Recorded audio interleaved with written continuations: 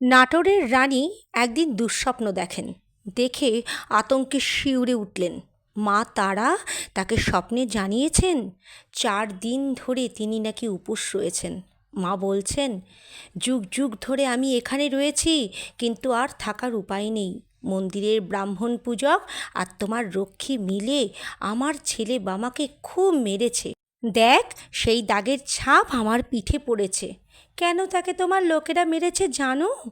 মন্দিরে তখন আমার ভোগ দেওয়া হচ্ছে। আমি আমার ছেলে বামাকে ডেকে বললাম, আয় আমার সঙ্গে খাবি আয়। তাই সে ভোগ খেতে আমার মন্দিরে ঢুকেছিল। অমনি পূজকার রক্ষী তাকে খুব মেরে বের করে দিল।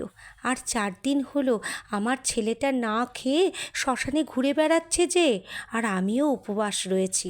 রানীমা আকুল হয়ে কেঁদে উঠলেন। বললেন, মা, তুমি আমাদের ছেড়ে চলে যেও না।